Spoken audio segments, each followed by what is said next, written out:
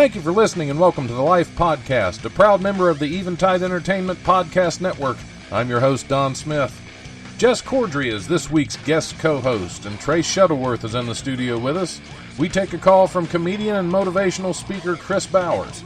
If you enjoy the show, like and follow the Life 1069 on Facebook and Don Smith Comedy on Twitter, or tune in live on Tuesdays from 7 to 9 p.m. on WWSU 106.9 FM, or you can stream the show live at wwsu1069.org.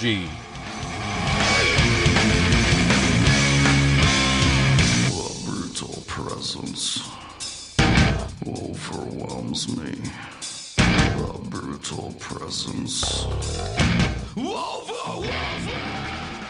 All right, it is Wednesday, it is noonish, it is time for the Life Radio Show, and nobody is here to listen because it's finals week and everybody's done for the semester already. Well, except for us. We're still going. Yeah, we are that stubborn. Everybody else is gone, and we came in and decided we're going to keep doing a radio show because we are idiots. I've never seen this much available parking out there. That's the good thing about a summer show. I drove right past 2 parking spots right on the entry, and I'm like, what the hell are those? I've never seen that before. Wow. They just put those in? Well, this is the Life Radio Show. I'm your host, Don Smith. Sitting in this week, my guest co-host is the fabulous, the shiny Jess Cordry. Good morning, everybody. Okay, stop that. First guest is sitting in the studio with us already, Mr. Trace Shuttleworth. No stranger to the Life Radio Show. Nope, this is no stranger than the rest of us, anyway. Exactly. This is what, my 58th time on here? Something like that. And your shirt, that's been on there several times. Oh, yeah. Either that or you just have several of the same shirt. Oh, I've got a few of them. I like to announce the fact that I used to do drugs and no longer do. I still get patted down because I enjoy it. But so you no longer do? No. When did this happen? I actually quit. I know. So, Congratulations. I didn't even take Advil. Sorry. Yeah, either way. I've heard it both ways. We were talking a little bit before we went on the air about Jess's first time here because you, Trace, you were not aware that we have the remains of someone in the studio with us. We got a dead guy in here with us. Nice. It's not a cadaver or anything, but we do have some ashes in a little vial over there. That is a former general manager, like one of the first general managers at WWSU. Apparently, they hated this guy so much that they make him listen to all these radio shows. There we go. And come across the station. So that poor guy in his afterlife has to listen to this Just crap. Can't get away all from the time. Yeah, and I made the mistake of walking in here the first time, just picking it up because I acted like I owned the place. Right. And the ashes had spilled all over me where I had ash in my teeth. Right. Oh, that's sweet. Yeah, it was really not the best way to start off my radio career here in Dayton. Yeah, that was his first time on the show, and that's the funniest he's ever been. Nothing kicks off a show like the ash of a dead guy in your teeth. Yeah, that's when you know in my mouth. That's when you know you've made Not it in in a good way, huh? It's a little salty. But to be fair, it is in a trophy for a chili cook-off. Yes. Oh, that's what I was admiring. And a little vial, which looks like it might be somebody's chili powder. There's a special chili powder, which I guess it kind of is if you ate a lot of spicy food. I thought it was seasoning. See, now I have to look. And it's right up there next to a box of scrap paper. So, yeah, don't open that. Yeah, please. Well, if you look, there are holes in the top, like you can just shake it up. Oh, no kidding. Here, put this on your fries. It's really like finely ground salt. They put this Go guy ahead. in like a salt shaker inside of a chili cook-off trophy, and they don't expect somebody to pick it up and try something. GM Steve from 74 to 81. Exactly. Sweet. He's been there a while, too. I'm the only idiot to knock it over on himself. I'm sure that's not true. Just the only one on my ship. Oh, God. So, yeah, that's one of the... Ash of Steve. Yeah, you learn something new every time you come in here, don't you, Trace? Always a surprise. Yep. See, we shouldn't have told him, Jess. He might have picked it up and said, "What's this?" And then it wouldn't be just you. But I'm barely that observant anymore. Well, you had to put your glasses on to even see it. Yeah, exactly. So, well, I can read across the room. I see we've got a new clock since I've been here last. Yeah, we're sparing no expense. Exactly. We got big new, because I can look at it from the reflection in the window over there, and sweet. I have no idea what or time off it is. me and Jess's head, because I mean that is true. We lean too close together, we look like somebody's ass. You know, yeah. I want to draw two little circles on the top of each of your heads. And just put my face in between and go. It's built for speed and comfort. Exactly. It's aerodynamic this way. Anyway, so what's been going on? Jess, what's been happening with you? I haven't spilled any ashes on anyone recently, including myself. That is good. Are you familiar with medical marijuana? Not as familiar as I'd like to be, but yes. Why? I'm familiar with a few strains. Why you have you ever tried an edible before? No, I have not. Yeah. Right before my mom passed, a friend of mine got me these gummies for one of the shows, the show I did for her over in Logan. Okay. Because she wanted to see, so we did a big benefit show for her. And I took her, this pack of gummies, and it's like, just do a quarter of it. Just take a quarter of it, and the show will be better. And, she was like, well, I've never done one of these before, and I'm kind of nervous about doing it. What do they do? You gave one to your mom. Well, I gave her the whole box of them, and said, here, just eat a quarter of one. And she's like, well, how much, you say only take a quarter, but there's like 4 of them in here. How many have you eaten? I said, I've eaten up to 8 of them at a time. They don't do anything to me. Yeah. All right, well, we got a call coming in. This is probably our first call-in guest. This is The Life. You're on the air. Hey, Don. Chris Bowers. How are you? Hey, all right. How are you doing? Good. Well, thanks for calling in. We're live already, so... There we go. Yeah, I like to surprise people by going straight onto the air with them. That way, if somebody calls up in a cussing rampage, it'll all be broadcast. So, well, I like that. Take that, FCC. So take it away, cuss. Nope. So, how's it going? How are things? Good. Now, you're going to be performing at Wiley's this weekend. Yeah, I'm excited. We got Friday 8 o'clock and Saturday 7:30, 9:45, and Wayne Mehmet's going to be my feature. Just figured that out today, so we're excited. We're going to have a good time. Awesome. You always find your feature out the last minute.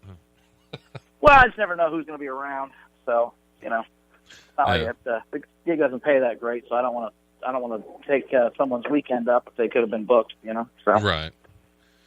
So what's been going on with you? I mean, how is I guess since this is your first time on the show, what got you started in comedy, and how long ago was that?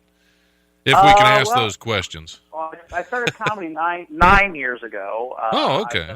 I've been a motivational speaker for about 20 years. So you started comedy 29 years ago.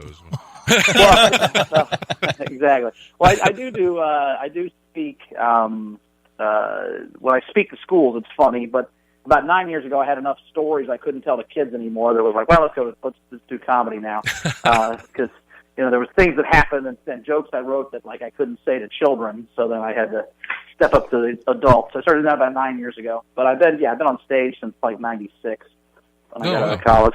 So you started as a motivational speaker right out of college. Yep. People always ask me, how do you become a motivational speaker? Well, you suck at sports.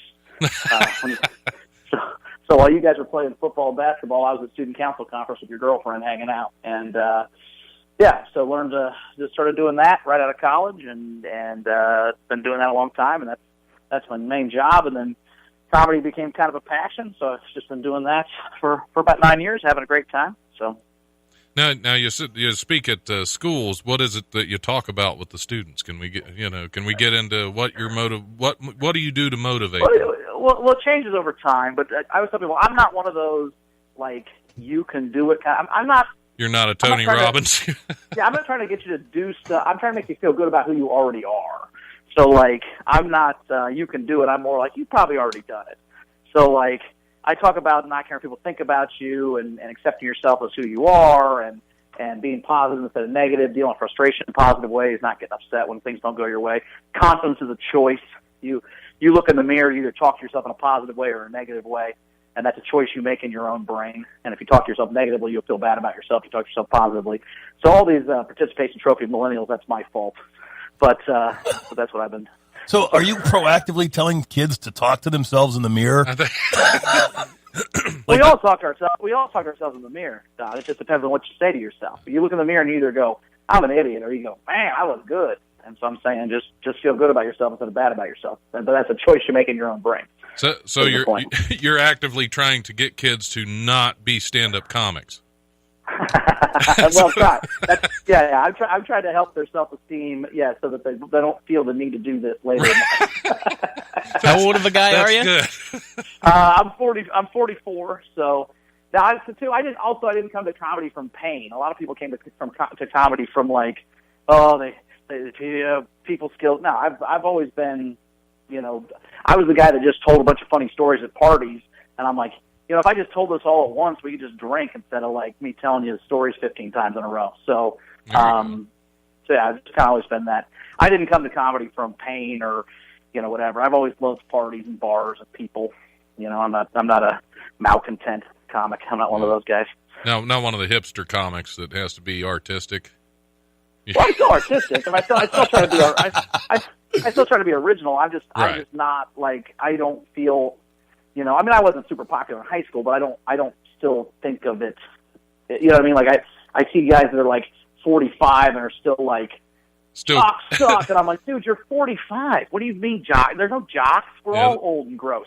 They still keep a list of former classmates just in case. It's hanging out in their basement of their parents putting lipstick on, crossing off the list. Yeah, that guy. That guy. Yeah, well, it was between that and comedy. So. Yeah. And so sometimes it's both. But yeah, it's and again, everybody comes at art a different way, and that's fine with me. I'm just saying that's just not where I came from. I didn't ever, feel. I wasn't super popular in high school, but I had a really fun time in college and had a lot of friends, and we, had a blast all the time. We were just always funny, clowning around, having a good time, and that was a natural fit into comedy. So you've mentioned like 7 times you weren't super popular in high school. Is that a hang up with you deep inside? Hey, no, not anymore. But I'm saying not anymore. I'm saying that's a big comedy thing. I just don't want to come across like I was like King Jock. I'm just saying like in comedy you see people like high school sucks, but then for some reason in their own comedy scene they recreate high school. Yeah, that's a good point there. I thought you guys hated high school. Why are you trying to recreate it? What are we doing, guys? Calm down. Because now they want to be the cool kid in high school. That's part of it. Yeah.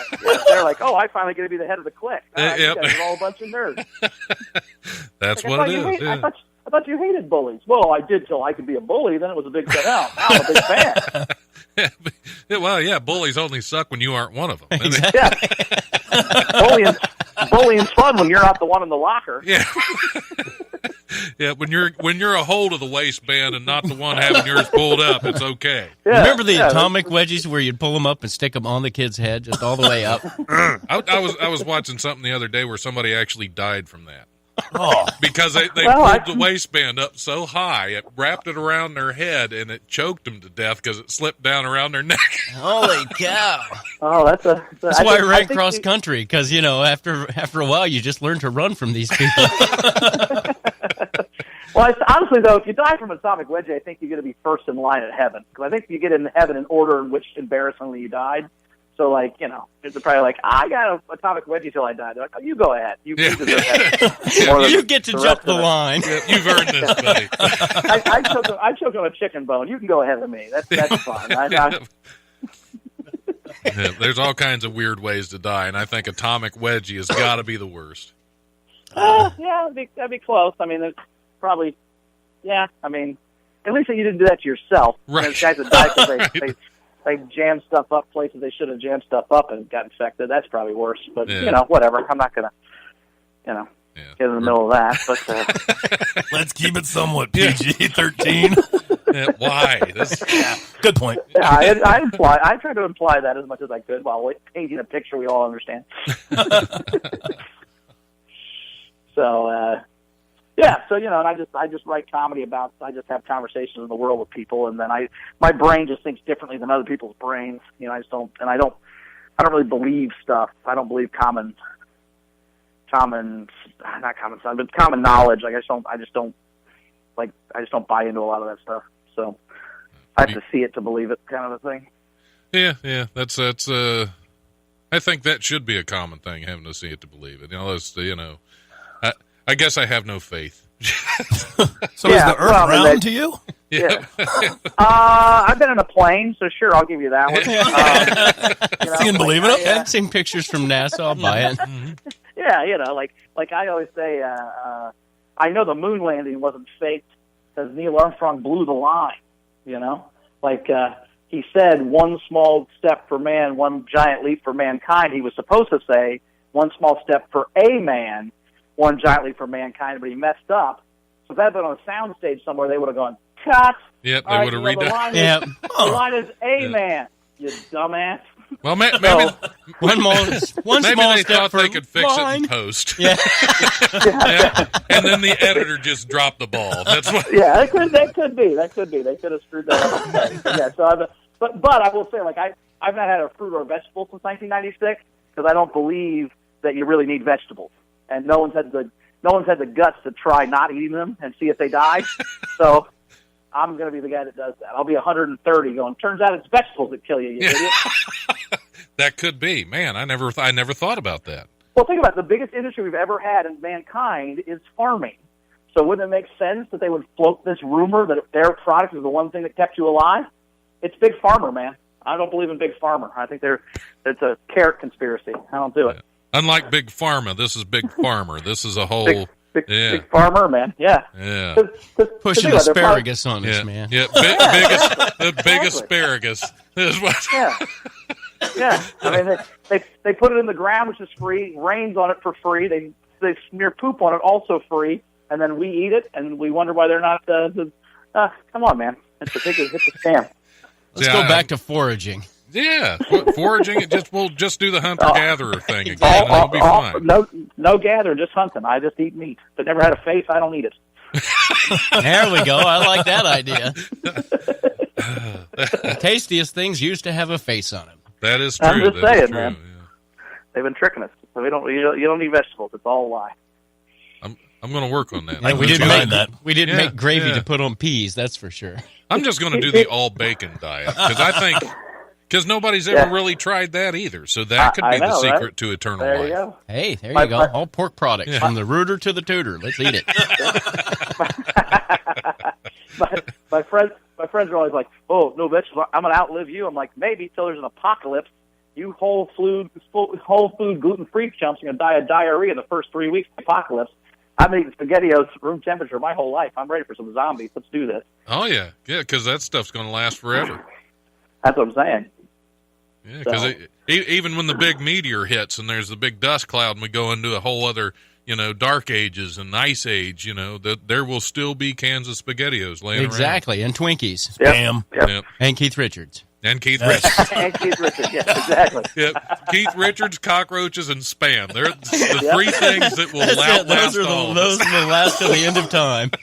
Keith actually died in like 1974. No one's just had the guts enough to tell him yet. Right, Dude, exactly, go lay down.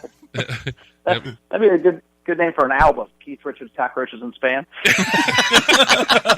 That's a good name for a band. If you could get him to play, though. Yeah, that's the thing. Nobody's ever looked at him and said, Keith, you look like you could use a lie down, because they're afraid he'll never get back. Exactly. Probably just sleeps hanging upside down. You stay so young. I suck the blood of the young. Better not do that. Ozzy will bite his head off. No. Oh, man. Nice. I don't know. I've been watching. I watched horror. Like I watched A Quiet Place. I watched The Walking Dead, some other of those kind of apocalypse type movies. And I'm like, I don't need to be alive that bad, man. I'm running towards the zombies. I think. I don't think I'm going to forage around in the woods for 3 years to try to stay alive. I don't need it that bad. Well, yeah, because that's just boring. It's like you're hiding from them. I'd rather just go out and take as many as I can with me. Yeah. Yeah. Part of it just looks like a perpetual hide and seek. Or just go ahead and become one, because how much worse can it be? That's what I'm thinking. Now, sure, if the apocalypse happens and I'm on a bus with the women's Olympic volleyball team, I'll probably try to stick it out for a while. But like, just me and two of my buddies. We don't need to find zombies that bad, man. I'm just gonna crawl in a hole. I'll go Wait till first. you Yeah. If it's all the same with you guys, I'm just going to head on into the crowd. Don't worry about me. Yeah, I'm gonna cause a distraction. You guys run. I'm not running. Then you go out a hero. So Yeah, there you really, go. really, it's just laziness. Yes, exactly. You get to be a hero status one way or another. That'd be a funny way to go through history and see how many people of heroes of history were just lazy. They're like, I'm not running all the way over there. Yeah. I'm just going to dive on this grenade because I don't want to climb this hill again. Yeah. At least this will be quick. I'm overdrawn at the bank. The IRS is coming after me. Yeah, I'm done. Yeah. Done. That's a terribly dark thought, but it's funny. You guys run. I'll take the machine gun turrets. Yeah. Get a quick nap in. Yeah. Worst case, they blow off my legs and I don't have to run. I don't have to march anymore. Let's do that. Lieutenant Dan was so close. Yeah. Well, he tried. He tried. Yeah. Why are you putting tourniquets on me? Leave me alone. I was almost done doing push-ups, you son of a bitch. Yeah. But they're easier to do with, from your knees. It's physics. That is true. Yeah, you have it's a lower fulcrum point. You Exactly. Well, for more happy thoughts like this, you'll be at Wiley's Friday and Saturday. Friday, Saturday, baby. Wiley'sComedy.com. Go buy tickets. Awesome. Well, I got to do the comedy rundown. We got to take a little break. I appreciate you calling in. Thanks, Don. I appreciate it, man. It's been a lot of fun. Show. Hopefully sometime we'll get you here and we can get you in the studio in person. That'd be awesome. Let's do that. All right. Well, thanks again for calling in. We will see you this weekend at Wiley's. Thanks, man. Yep. All right. Well, we're going to hit the comedy rundown now. That was Chris Bowers calling in to have a little fun and apparently get a little dark there. That was hilarious. He went wide. I don't know if he went deep. Yeah. But he definitely went wide. I'm gonna cue some music up. We're gonna hit the comedy rundown and take a little breather. Oh, here's this week's comedy rundown brought to you by the legendary Wiley's Comedy Club at 101 Pine Street in Dayton's historic Oregon District. Call 224-JOKE or go to Wiley'sComedy.com for all the best in Dayton comedy. You'll be Wednesday, glad you did. Oh, yeah, absolutely. Wednesday, tonight, May 2nd, Nate Washington's Comedy Fight Club is at Ohio Chiefs at 1124 Leo Street in Dayton. Sign-ups if you want some stage time to be harassed and humiliated are at 7:30. I recommend doing it. I wish I was off tonight. This is actually my last night of second shift, so Yay. Next time, I'm going to be here. Thursday, May 3rd, Dan Swartout is at Dayton Funny Bone at 88 Plum Street at the Green. Also on Thursday, Steve Hofstetter is going to be at Wiley's Comedy Club at 101 Pine Street in the Oregon District. I had to get... That happened. My tongue just tripped over one of my teeth, so we'll be all right. Also on Thursday, the open mic at the Hookah Bazaar at 958 Patterson Road in Dayton. That show starts at 10 p.m. Sign-ups for that if you want stage time are at 9:30. Friday through Sunday, May 4th through the 6th, Greg Hahn is going to be at the Dayton Funny Bone at 88 Plum Street at the Green.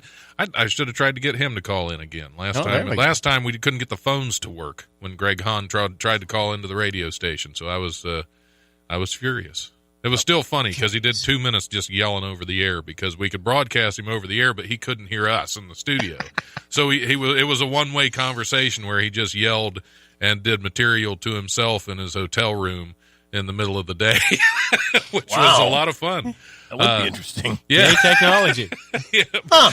Which actually you can find that on YouTube. If you look up Don Smith Comedy on YouTube, find my YouTube channel. It'll be on there. You can find Greg Hahn shouting on the Life Radio show for just over 2 minutes, I believe. Oh, fantastic. Also, Friday and Saturday, May 4th and 5th, Chris Bowers, of course, going to be at Wiley's Comedy Club. And Saturday, May 5th, Dayton Taste Comedy Show at 2555 Shiloh Springs Road in Trotwood. That show starts at 8 p.m. I believe Raymond Jackson is on that. I can't think of who else is on that show right now, but Ray Jackson's on there, which is he's always a riot. Yeah, he is. Sunday, May 6th, Matthew David Stanley's family-friendly matinee shows at Dayton Funny Bone at 1 p.m. And also Sunday, May 6th, Wiley Sunday Comics is back at Wiley's Comedy Club. That show starts at 8 p.m. with all the best local comics that you can find anywhere at all, anywhere. Just we've never been able to find them.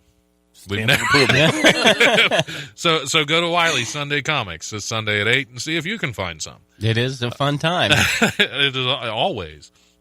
That is it. As always, check out Wiley'sComedy.com, DaytonFunnyBone.com for details and tickets to upcoming shows. And don't forget to show some love on Monday nights to the open mics at Hannah's at 121 North Ludlow Street in Dayton and Ollie's at 518 Miamisburg Centerville Road. And with that, big surprise to all of you, we're going to play a little Potter's Field. Nice. And take a break. Yeah. So we will be back here shortly. Come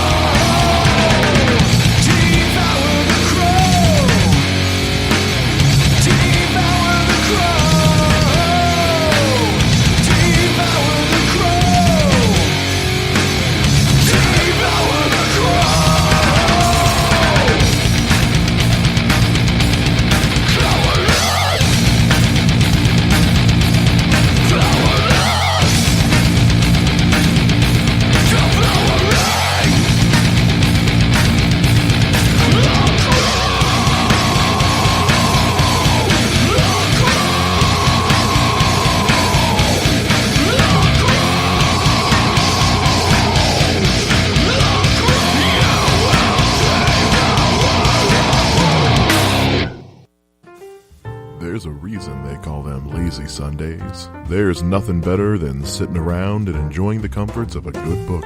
But what book should that be? Well, every Sunday, Eventide brings you The Bookseller, hosted by Jessica Gillen. Each week, Jessica breaks down a different book and tells you everything you need to know before cracking it open and getting lost in a whole new world.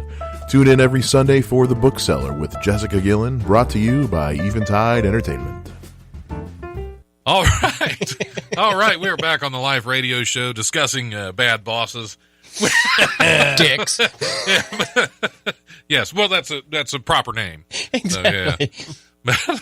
Wank if you're British. Tonight is my last night on second shift at my current job. Next week I'm going to start a day shift job. And yes. It's about damn time. Exactly. But no, it's a good feeling when you get to go into work and legitimately not give a damn. Exactly. I mean, I'll still go in and do my job, but I've officially turned the give a crap meter off. Exactly. It's like, okay, I'll just extra effort is out of the most picture. of the night counting down. But we done set fire to that bridge. But we were talking about bad bosses, and I've had a number of. Yeah. But one of my favorites. I'm gonna tell you about the story of this guy. I'm not gonna mention his name, but I worked at this. It was like a frozen food warehouse. It's a miserable job. We've talked about this. Yeah, we've talked about this one. And this guy, he was at first he was one of the managers. He was first supervisor, then he moved up to manager. Well, me and this guy were constantly at odds, and he'd always try. He was one of those guys that like to try to embarrass you. Well, because this is I didn't like using the restrooms that all the warehouse guys were using, so I'd go up to the offices, right? Because they're animals, but I'd go up to the offices to use them. Well, I was on day shift there for a while, and as I'm walking up there, this guy comes around the corner. Where you going? You going to take a poop? And I was like, yeah, do you want to weigh it or something? I mean, but he was saying that because it was right in front of the receptionist who he was trying to embarrass me in front of her, which she didn't like me anyway, but that's a whole other story. I ruined her one day, her day once out in the smoke shack because she was talking about, she was a kind of a man hater, and she was talking about getting a divorce, and I'm just trying to make her mad. She was talking about getting a divorce, and she's like, well, my husband's trying to take my portable dishwasher. And I said, I always thought a wife was a portable dishwasher. And she threw her cigarette down and stomped out. But anyway, back to the... And I'm not a sexist or anything. I just said that to make her mad. Yes. Sometimes you give me that opportunity, and exactly. I'm going to volley. So it's not like this guy was going to embarrass me in front of her. She hated hated my guts. After that comment, I don't know why, but the next day I brought him in. I actually went out and bought him a little pacifier, and I bought him a copy of the book Everybody Poops, and I put it on his desk for him. So, we had gotten to the point where we were just calling him the Big Baby. It's kind of like that was his name in the whole shop was the Big Baby. Well, they moved him up to assistant GM. And, I mean, we did everything we could to make this guy's life miserable. I had some stuff written on my hard hat that I put on there, and I'm not going to say what it is, but it had a meaning to me and several of the guys out in the shop, but he had no idea what it meant. Well, I went into his office one day, and I sat down. I said, I got a question for you. He's like, well, I got a question for you, because I'm not answering your question until you tell me what that means that you have written on your hat. I said, you're not going to answer my question until I tell you that? He's like, nope. I was like, all right, so I stood up and walked out of his office. Now, he comes chasing me down the hallway, going, man, come on, just ask me your question. So he's following me down the hallway. I'm laughing because he's back there begging me to ask him a question. He looks like such an idiot. We walk past the general manager, who looks at him and looks at me and just shakes his head and walks off. And finally the guy says, well, can't you take a joke? And I turn around and I said, we just passed your boss. Well, you're following along behind, begging me to ask you a question, and you don't even know what the question is. Your boss looked at you like you're brain dead, and you think I'm the one that this joke is on? And about that time, he just started cussing and turned around and walked back to his office. But we always called him the big baby because he just acted like a spoiled child. Well, one day, they decided that they were going to let him go. They were going to move him out of that facility because so many people couldn't stand him. Yay. So in the meeting, I already knew where he was being transferred to, but I wasn't going to say anything yet because I wanted it to be a surprise. So we're sitting there in this meeting, and they're up there talking about him being transferred somewhere else, and finally I pipe up and say, where are you being transferred to? And he's just like, I'm being transferred to another facility. I said, well, where's the facility? Because I already knew he was going to a Gerber baby food plant. And finally, the general manager just looked at me and said, he's going to Gerber. And there's about 3 of us literally fell out of our chairs laughing. The big baby's going to the Gerber plant. That was one of those ones that I got fired from that job. That was so worth it. Because that guy, You can't write irony like that. I bet he still has nightmares about me. That's been 15 years ago. And you've had a number of bosses that don't like you? Can you imagine? No. It's like there's something wrong with all of them. But no, we made that guy's life miserable. But at least I didn't put him on a tombstone. Yeah, well, yeah, I had one, and again, he was just a total wank. And anything that he could do to make people's lives miserable, and I make tombstones for Halloween, sell them on the internet, whatever.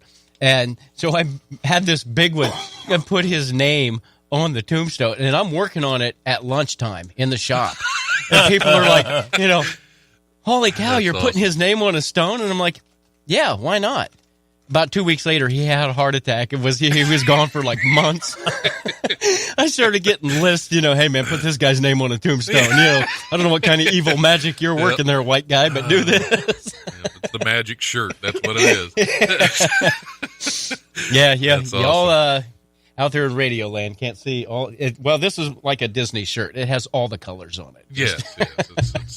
And paisley to boot. And paisley, yeah. Yeah, it's got some paisley going on there and some flowers. Trace has got some lovely shirts. Oh, yeah. Straight out of 1970s. Oh, yeah. Maybe even before that. I don't know. Yeah, there's some of them that definitely, alert the authorities and watch that guy. It's funny. My license plate on my car is the Blue Dream.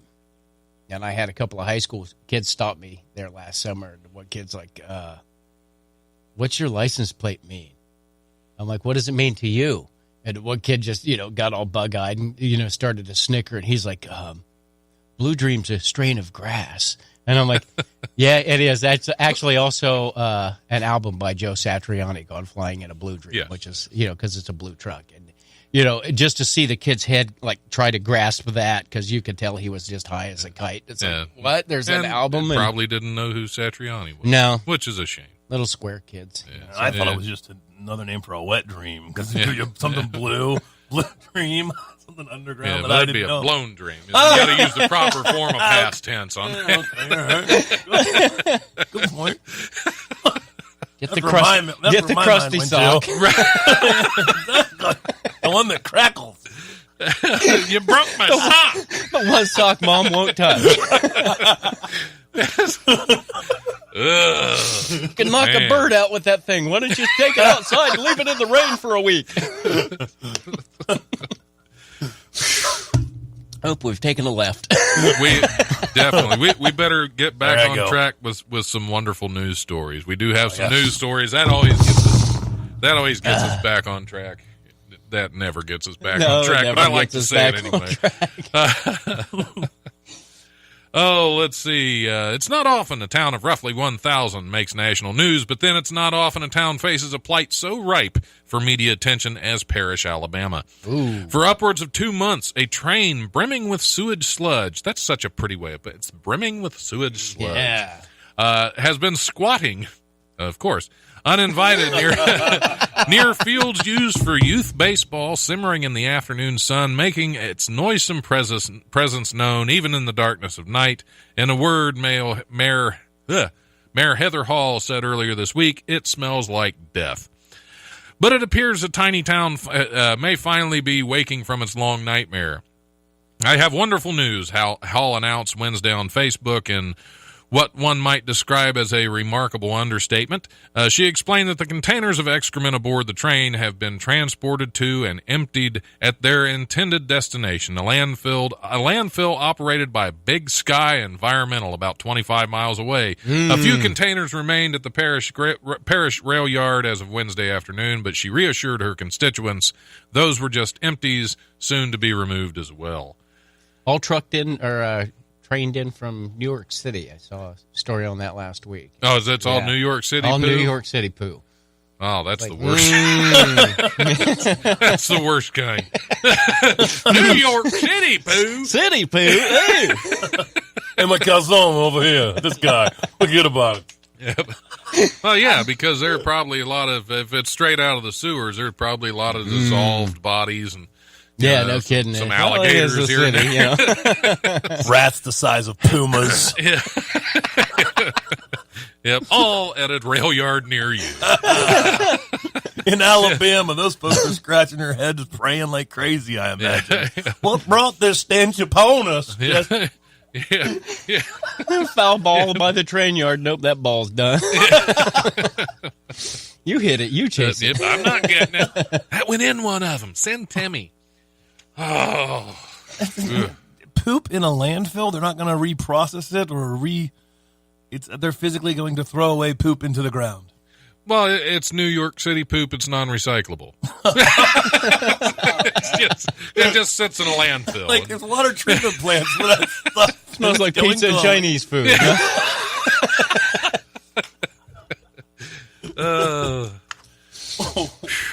Yeah, there you go. Because, I mean, what are you going to fertilize with that? Yeah. Concrete? Yeah. That's why I don't even have a dog, because I remember when my wife and I first got married, this month makes 29 years that I've been married to this girl. And Girl? Yeah. I swear I didn't think he was don't straight. know who she is. Just, When we first got married, she had a Cocker Spaniel, and the very first time I had to go pick up glad you finished poop, this. it's like, nope, I'm done with that. I'm not, at least cats are courteous, and they go in the same damn spot every day, but a dog just anywhere, and hey, pick that up for me. No, not doing that. That's why you have a backyard. I don't pick it up. Yeah. It can sit out there. Well, we lived in an apartment area, and it's like, yeah, pick up after your dog, and she still laughs at the first time, I had to put a bag on my hand. Nope, get rid of that. That is kind of degrading to walk around with a plastic bag. Revolting, Yeah. No, we all haven't. Yeah. Don't just throw that word out there. We all haven't. I'll use a shovel and a broom if I got to clean up after a dog. There's no plastic glove in it. Now, I will say there's only been one time I've gone around and cleaned the yard up from dog poo, and that was because I was throwing it at the neighbor's house. Donating to a worthy cause. Yep. We just got new neighbors the other day, and my wife was telling me they were moving in, and I was, as soon as I saw the sold sign, like before they started moving in, I was kind of hoping, because Holly Schock had looked at that same house right next door to me. Yeah. And I was thinking, man, that would be really funny if it was Holly. Yeah. Because... Hello, neighborhood! Yeah, you talk about a lively neighborhood now. I can't imagine that bouncing out every... Hey! Yeah. She's coming on later on the show, so it'll be fun. But I'll have to tell her, I was really hoping it was her that bought that house, but... Was it millennials? She had more sense. They do have 2 young kids, so now I'm going to have to fence in my backyard, because I keep my dog on a cable, but unfortunately she don't keep her kids on a cable. Yeah. So they'll be able to walk into my yard where they will become dog food, because I have a dog that's not extremely friendly. I have I love him to pressure pieces, wand but for my he's, garden hose that I keep the neighborhood kids in line with. There you go. I sprayed one. Oh, you spray them with it. Yeah. Okay. Oh, yeah. I didn't think the old rubber hose would have beat. No, I don't That's need a to. good It trick. shoots out the size of a needle, and it's got enough pressure. I hit a kid there 2 years ago with it. Hit him so hard in his backpack, he did a 180. That's how you do it right exactly. there. It's my street. I own taxes. I own this. What do you owe taxes on? Anything other than your jacket? I bet your dad bought that for you too. So just keep it moving, kid. Yeah. He probably wants to hit you with something too. Yeah. And, he'll get in trouble. Like I said, combat engineer, bring him on. Yeah. Hooah. All right. The U.S. Customs and Border Control has fined a woman $500 for not declaring she was bringing a free apple into the U.S. that she received on her Delta Airlines flight from Paris. Crystal Tadlock tells KDVR-TV in Denver that flight attendants had passed out apples and she placed it in her carry-on to save for her flight from Minneapolis to Denver. Her bag was randomly searched by customs. Tadlock says the agent asked her if her trip to France was expensive, and when she said yes, he told her it was about to get more expensive after charging her $500. Delta says it recommends all passengers comply with customs regulations. Customs declaration forms ask passengers if they are bringing any fruits or vegetables into the country. What's the name of the station again? KDVR. Cadaver. Cadaver TV. That's Thanks, Osama. Exactly. Good catch, Trace. Got a brain like a sieve, but nothing gets past it. Well, you only catch what's important, the big stuff. Exactly. That Again, I one, make that is one tombstones, that so I missed. Yeah, Cadaver TV from the guy that makes tombstones makes perfect sense. Exactly. But yeah, Pay a little if you get your apple on the flight. And when did they start giving? They used to just be nuts. When did they start? I guess many peanut allergies. Everything changed when Osama bin Laden did that stuff. Everything masturbating on planes is off the list. I just drink. Oh, I didn't know that because Yeah. I've flown since then, and I had never stopped me. Okay. They've just done, the rules have gone topsy-turvy. Well, you got to have the I'm not allowed courtesy to fly to go Delta to the anymore. lavatory first. That's the difference. That's Okay. the difference because, I joined the Solo Mile High Club. Going into the little solo. bathroom is why I'm not allowed to fly on Delta anymore, because apparently the girl in the seat next to me had issues with that. Well, you okay. I thought you meant you were going into the lavatory and disabling the smoke detectors. Oh, no. No, I was, going right down there. there in your Yeah, seat. apparently it hit her in the face and woke her up. So she Well, was. that's the problem. Those seats are so small, you don't have the elbow room for that anyway. You barely have room for that in the lavatory. Barely. Barely. Barely. It can be done. No, yes, it can. I've heard. There's video evidence out there somewhere. Yeah. Hey, give you nuts on the flight. You might as well get your own. That is wrong. That is wrong. Yeah, I get on planes and I like to drink. I get on and just, it's, a 4-hour party in the sky for me. Yeah. And that's why you're not a pilot anymore. Oh, yeah, exactly. Not anymore. They took that license too. Damn it. You just keep losing everything. I actually like to drink in the parking lot, then drink at the bar before I go on. Oh, me and too. wait to be last, and then drink when I get on there the whole time. So I can relate to that. I start drinking when I book my flight. Well, Like 3 weeks before. back in the 80s, And I just had don't stop until I'm at my destination. Yeah, like I say, it's a rolling party all day long. I used to, I figured out back in the 80s, I would get on the flight and I would just take out the air sickness bag and just, put my little tray table down and take it out. And, right away, flight attendants get concerned. What's going on? Oh, I get nervous flying. Well, is there anything we could help you? Yeah. Could I get a double? And I mean, just right away, man, just start pounding them. That's brilliant advice right there. I was That's drinking before the fantastic. plane took off. And people are like, how in the hell is he getting away from that? Oh, he's got a nervous stomach. Yeah. Nervous stomach, you want to dump alcohol into. Exactly. But, after 2 or 3 of them, they're like, are you okay? Oh, I'm fine now. I Where's don't those know. nuts? Still a little shaky. That's a good idea. My puke bag turns into a ham puppet when I get enough beers in me. I draw eyes and faces and talk to the other passengers. Hi, I'm Mr. Peppers. It is. I'm all liquored up, hand puppeting. They're not appreciative of that. Yeah. They don't like a good show. Exactly. And it's like, if there's a chance every time you get on a plane it's going to crash, you might as well enjoy yourself. Exactly. Exactly. A Texas man. A Texas man has been sentenced to 50 years in prison for stealing $1.2 million worth of fajitas over 9 years. You started laughing before he even said what he stole. You must know this story. Yes, I'm sorry. 53-year-old Gilberto Escamilla was sentenced Friday after pleading guilty to theft by a public servant. The Brownsville Herald reports that he told the court the fajita scheme spun out of control. Escamilla had been intercepting fajitas that he ordered through the Cameron County Juvenile Center where he worked and delivering them to his own customers. His scam was uncovered when he missed work for a medical appointment and an 800-pound fajita delivery arrived at the center, which doesn't serve fajitas. Escamilla was fired in August and arrested after authorities checked vendor invoices and obtained a search warrant that uncovered county-funded fajitas in his refrigerator. How do they know that they were county-funded in his refrigerator? Do they have them marked? Is there?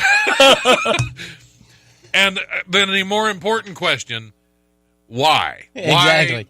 Why 500 That's a lot of fajitas. $1.2 million worth of fajitas. And how much time did he get for that? 50 years. Wow. For fajitas. Man. Oh, yay. Fajita scheme. That'd be a good name for a band. The fajita scheme. We're fajita scheme. Not the Lufthansa heist. The fajita scheme. What are you in for? Fajitas, man. You know, we only serve those on Thursdays, you know. You came here for the fajitas? Because I got a guy. I know a guy, man. I got a guy who can get you some fajitas in here. I'll tell you how he sneaks them in. But they're marked. Yeah. These are marked fajitas. We can tell they're Cameron County fajita. This is Cameron County brand fajitas. I mean, what do you tell someone you're in the prison for? Murder, double robbery, armed. Yep. Fajita. Well, you have to tell them the amount. I stole $1.2 million of fajitas from the government, and you're cool as hell. That's better than murder. That's street cred? You'll get, instead of teardrops, you'll get tacos tattooed under your eyeball. You got a little burrito right there. Is that a teardrop? Nope. It's a burrito for every $1 million worth of fajitas I stole from the man. And I got that tattoo for free, damn it. Fajita King. Fajita King. That's fantastic. Of all the things you could steal, of all of them. Yep, gotta love them fajitas. Yeah.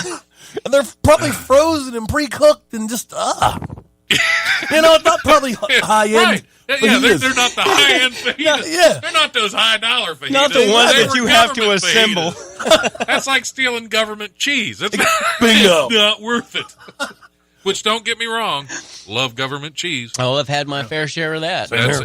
There's nothing makes a grilled cheese like a big old thick slice of government cheese. And you can fix a muffler with it. So Yeah, you can use that crap as plumber's putty. It's good. It ain't going I got nowhere. a leaky pipe. Let me get some of that government cheese. Just roll it out. Yep. Cheese does tend to block a leaky pipe. That's for sure. Yep, it'll definitely plug some stuff up. That's a fact. Oh, man. On that note, as much as I hate to do it, we're going to have to take a break and kick one of you out. I'm going to flip a coin. Jess, you're staying your guest co-host. Yeah. But Trace, it has been fantastic A having you. bladder It's great the size to of see a you again. walnut. I gotta go. Yeah. No, it's been a lot of fun. It's a lot of good seeing you. Do you have any shows coming up? Yeah, actually, I actually got to do a guest set for Dave Landau when he was at the Funny Bone last week. Cool. So that was really cool. So big shout out to Dave for giving me stage time. There you go. But I got a show coming up on my birthday over in Columbus on May 18th. So come on over to Finnegan's Wake in Pickerington. It'll be me and the ever insane Rob Wilfong.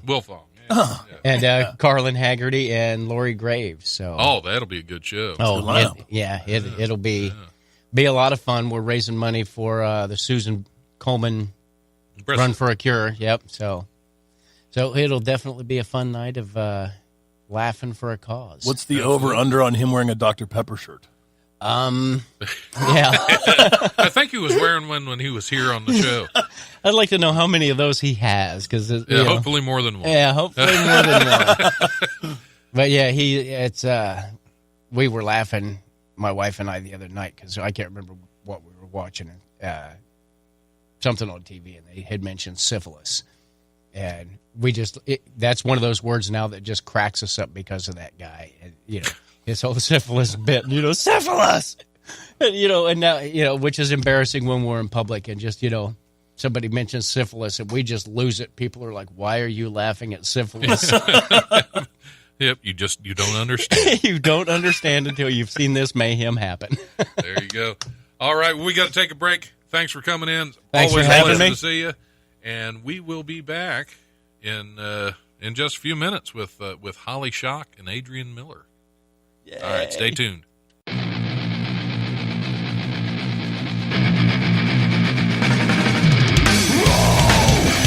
Thanks for listening to the Life Radio Show podcast. Check us out on the Eventide Entertainment Podcast Network or wherever you listen to podcasts. Remember, if you want to listen live, we're on Tuesdays from 7 to 9 p.m. on WWSU 106.9 FM with a repeat broadcast on Wednesdays from noon to 2, or you can always stream the show live at wwsu1069.org. If you have suggestions or comments, feel free to email thelife1069@gmail.com.